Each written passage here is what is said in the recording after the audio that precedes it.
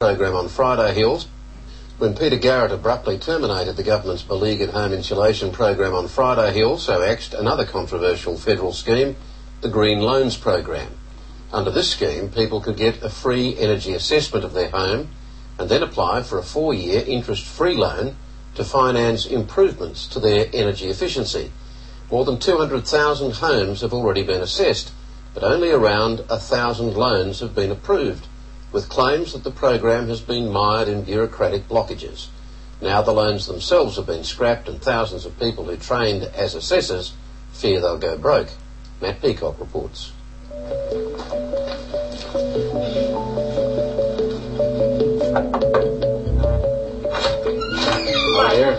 The idea seemed simple enough. Free assessments of household energy efficiency and interest-free loans to help pay for improvements. But, like the controversial government insulation rollout, the Green Loans scheme has become a debacle. It's almost a case study in how not to develop and implement policy. It's a fantastic program gone horribly wrong because of total and absolute mismanagement. I'm not saying there haven't been problems with this. Plainly, there are, and they need to be dealt with.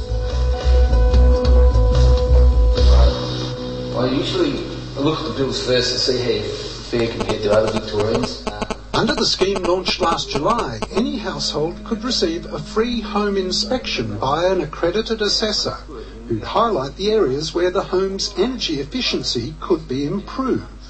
If you're missing insulation around these lights, you only have to miss 5% of the insulation and it's only 50% effective. Erin Dunn is one of the 200,000 Australians who've already asked for an assessment of their houses. We recently renovated, so within the last 5 years, and we wanted to see how effective we were at implementing some of the basic measures of having a greenhouse. Yeah, so you're doing okay. So what I need to do is measure the house, measure the windows, and take a note of what you've got, and I put it into a computer program and it will give you recommendations about what you should change.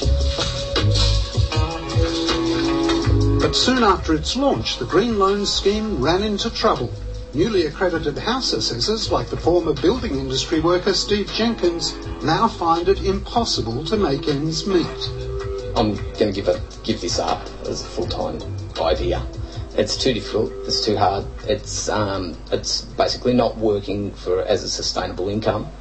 Green Senator Christine Milne blames the crisis on a blowout in the number of trained accreditors. People understood there would be a limit of 1,000 to 2,000 assessors.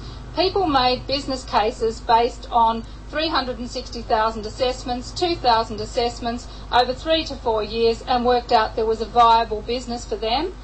Instead of which, the government did not oversee this, and by Christmas we had 5,000 people trained and accredited and a further 5,000 trained. Story of my life. Engaged. Thousands of assessors throughout the country are now rapidly going broke. Ralph de la Tour is another one abandoning what the government billed as a new green job. The program so far has cost me in excess of $2,500 to $3,000. And I've made back gross only about twice of that within a 7-month period. Not good. No, not good at all. I think in anybody's language, that's a business that's bound to fail. Wayne Floyd, chairman of the Association of Building Sustainability Assessors, or ABSA, which is paid by the government to accredit the assessors, claims the blowout's not their fault. We brought the potential oversupply of assessors to the department's notice in July, August, September, October, November. Every month we've had discussions with them on what can happen to control the assessors, the amount of assessors coming through. It is out of our control. That is a government issue.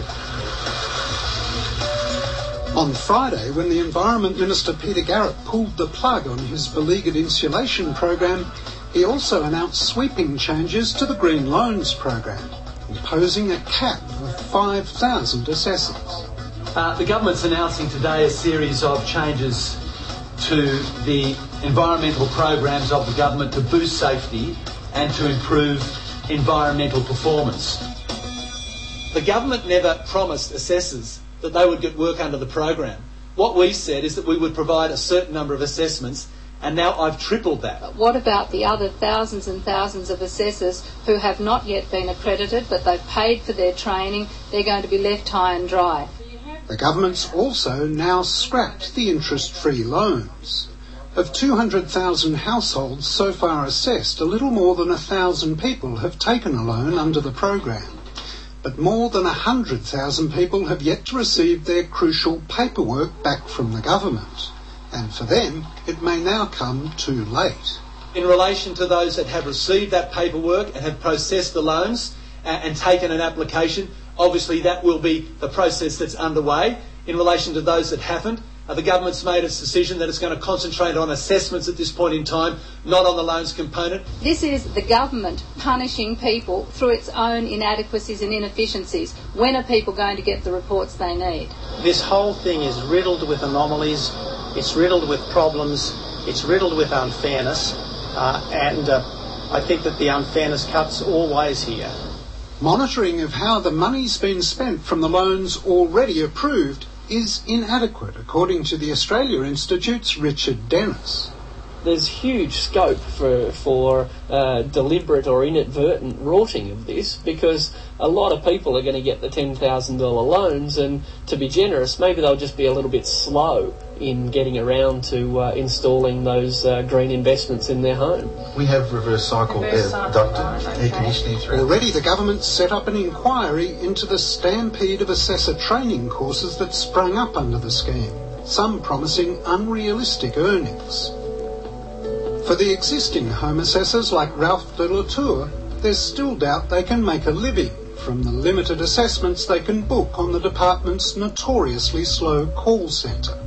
I attempted for 3 days to get through, only to have an overloaded engaged signal. I recognise it can be frustrating, but by capping the number of assessors and by significantly increasing the number of assessments, I think we've taken the necessary actions to ensure more orderly assessments. There's a real risk that either this government or future governments will be reluctant to invest in these sorts of policies again, not because they can't work and not because they don't pay for themselves in the long run, but because everyone will be afraid that their policies will be linked up with the problems that are currently being experienced here. Matt Peacock with that report. When Peter Garrett abruptly